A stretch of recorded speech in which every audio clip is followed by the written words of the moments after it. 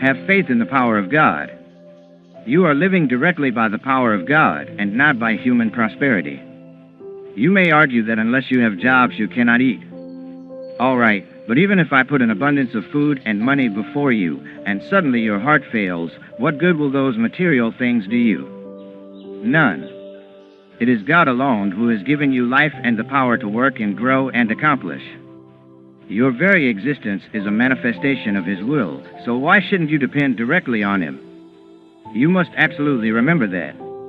If a need arises, I say, well, I must get busy.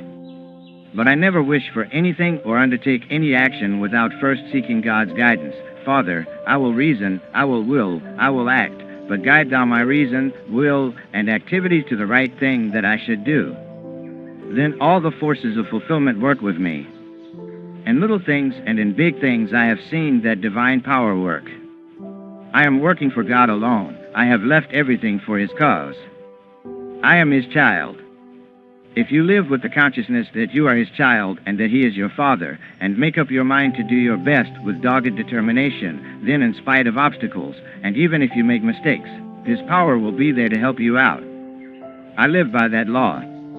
In that way, I was able to acquire our Self-Realization Fellowship headquarters, even though I hadn't the material means in hand to do so.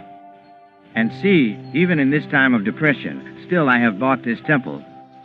I work the divine law, and this temple is the result. Unless you also live by that law, you cannot know the power of which I speak. If you can go through your test smiling with faith in God, and without harboring any doubts, you will see how God's law works. In San Francisco, I had only $200 in the bank and was about to begin a lecture campaign. I had not enough money even to make a start, and many large bills had to be paid. I said, God is with me. He has given me this trouble, and He will look after me. I am doing His work. I know He will help me. If the whole world forsakes you, but you know that He is with you, His law will work its wonders for you. When my secretary came to me and I told him how much we had in the bank, he literally collapsed on the floor. I said, get up. He was shaking. We are going to jail for not paying our bills. I said, we are not going to jail. In 7 days, we will have all the money we need for the campaign. He was a doubting Thomas, but I had faith. I was not in need of money for any gain of my own, but to spread God's work. I had no fear, even for the enormity of my troubles. Fear is afraid of me. What is there to fear? Nothing should give you fear.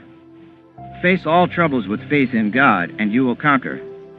Bhagavad Gita says, with heart absorbed in me, and by my grace, thou shalt overcome all impediments. And think of it.